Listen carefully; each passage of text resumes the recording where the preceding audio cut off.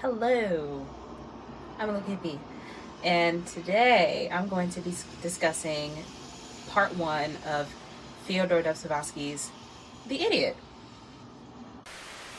Let me hold it up real quick. Gonna have to get used to seeing this book on this channel because I'm gonna be reading this for a couple weeks yet. And so here it is.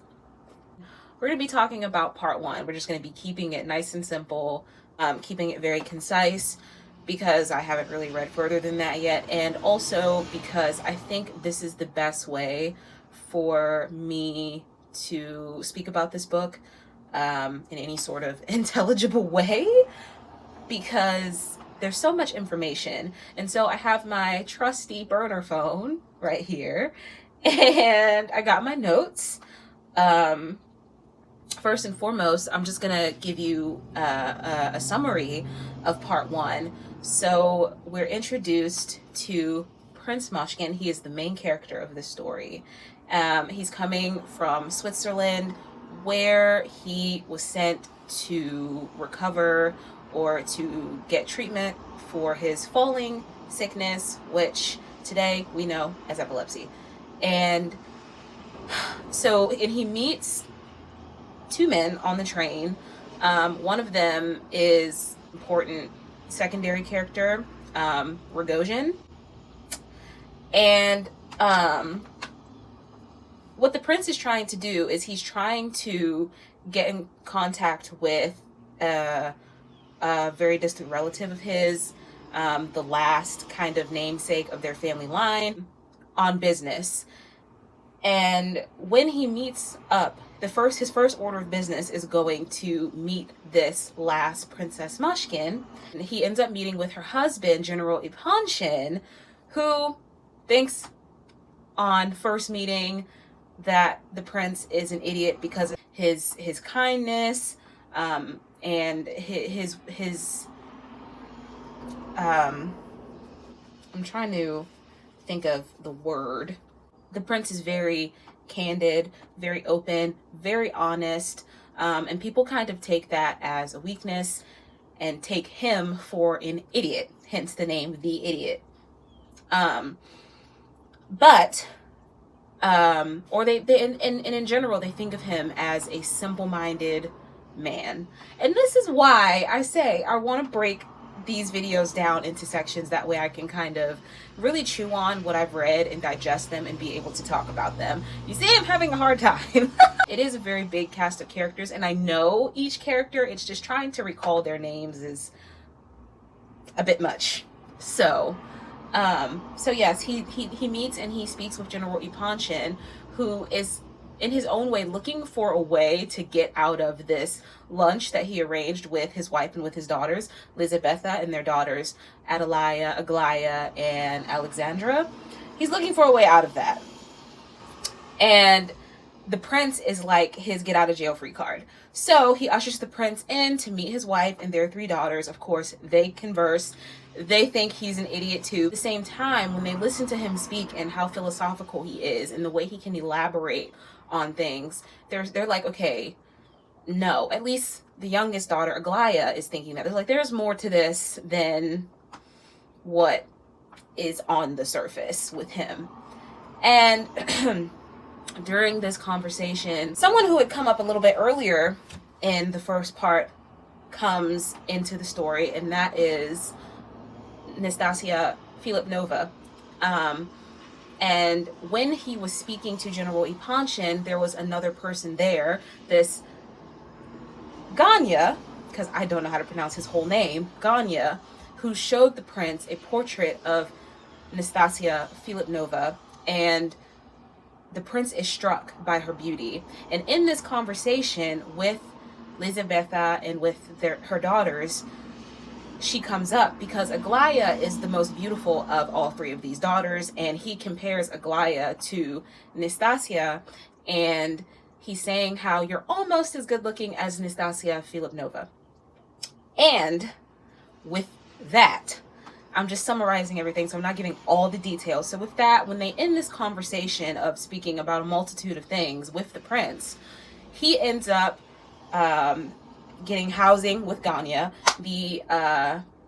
who works for General Ipanshin in some way, and he ends up lodging with Ganya. Ganya is very mean to him. He's very frustrated because he's trying to work things out in his life, work things out, this like crazy, I don't want to call it a love triangle, but this crazy triangle he's got going on with Aglaya and with Nastasia Filipnova. And so they kind of have like a little disagreement, Ganya and the prince, and then they resolve that, and then the prince goes to lodge with Ganya. But as he's there at Ganya's house, the family dynamics that are all over the place due to Ganya's involvement with Nastasia Filipnova. And they're having issues about that, and then Nastasia just pops up at the house, which causes more issues. Everything descends into bedlam and mayhem and chaos, which leads to the gentleman I mentioned earlier, Rogozhin, who is a secondary character. He comes in when Nastasia is visiting Ganya's house to be introduced to his family. Rogozhin, he's like, I'm going to spend this much money. I'll have 1,000 rubles. I have 100,000 rubles so that I can purchase your hand in marriage. And so Nastasia's like, oh my, because Ganya doesn't really want to marry Nastasia. And she knows that, and he knows that she doesn't really want to be with him. And so it's just all of this kind of tension and turmoil between Ganya and Nastasia, and then enters Rogozhin wanting to purchase her hand, and it just muddies the waters even further. So later she's having this party, and while having this party, the prince, he's like, Nastasia, you're not this person, because from the moment the prince first saw Nastasia, he was drawn to her. And so later that night, he's doing anything he can to get to that party because he wants to talk to Nastasia Filipnova, and he wants to figure this all out. And he wants her to not marry Ganya because Ganya wants to marry her for money. He doesn't want to marry her because he loves her. And the prince is saying, I will marry you, Nastasia Filipnova, for love if given the chance. And so essentially that's where the part one ends. It ends with Rogozhin coming in with that promised, however the sum is, I think it was like 100,000 rubles. He comes with that promised amount of money, and the prince is like, I'll marry you as well, because it's coming to a point where Nastasia is like, listen, Ganya, this isn't going to work between us because I know you only want to marry me for my dowry. That's not going to work. And she believes that Ganya is the kind of person that would pretty much do anything for money. And so it pretty much ends on that note, and Nastasia choosing Rogozhin because he decided to pay so much money to have her as his wife. And that's where part one ends. And so before I end the video, I want to kind of talk about some of the themes in part one, because there were so many.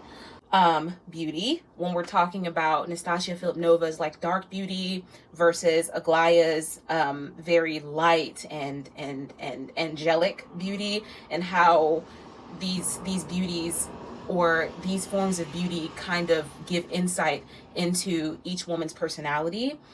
We have the environment of pertaining to the prince and his illness and being in St. Petersburg, Russia, versus being in Switzerland, and how much better it felt for him to be in Switzerland, being in a sort of rural environment versus city life, essentially. Society, so we're talking about class, of course.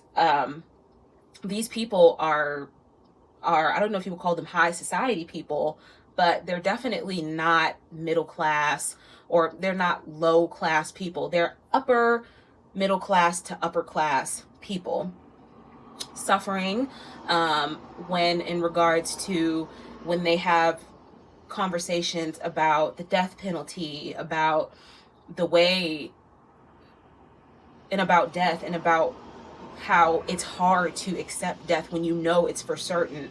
And then we have Innocence, the prince himself, kind of being a representation of innocence and of just the perfectly rounded good person. And I think that's what Dostoevsky was trying to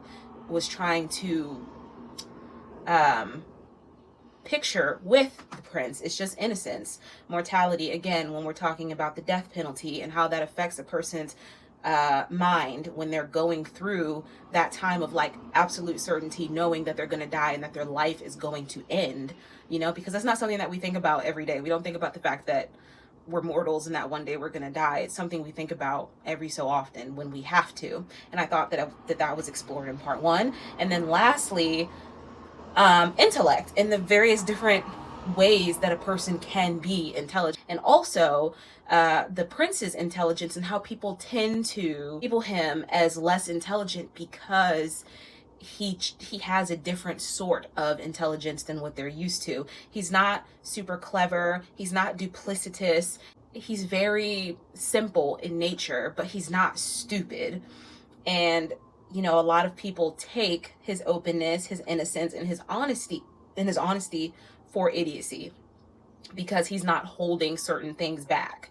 He's not exhibiting discretion, is what I'm meaning to say, but not in a bad way, because there is a bad way to not have discretion and just say, blurt out whatever comes to your mind. But the prince, when he's speaking that which is in his heart, it's usually very very pure what he's talking about, and these are his musings and the things that he's thought about in his time away and things that he has learned. And so his lack of discretion isn't negative in any way. It's just that, you know, this is his stream of consciousness coming forth.